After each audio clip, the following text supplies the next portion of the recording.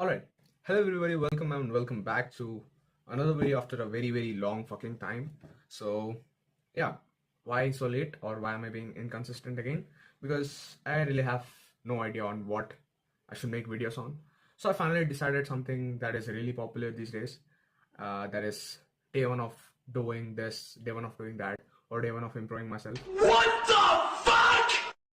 I thought of something kind of similar to that. That is, I will be making one poster for like every day for like 25 days. So 25 days of making posters each day.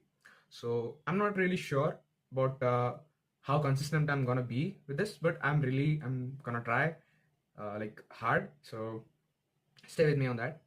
And moreover, I would also like to mention that maybe I will kind of take references from one of the oldest posters I've made in the past. So yeah, if anyone is from Instagram or if anyone who already knows me, I mean, of course you're the people who are going to watch the videos, but come on, if anyone that is new, I just want to let you know that I've already been making posters since like a very long time. This is not my very first times. So right now, let's begin with the day one of making one poster each day. Today our plan is I just wanted to keep it minimal, and yeah, hopefully this will be helpful for any new creators out there. Or so let's just begin with our video right now. So yeah, let's go.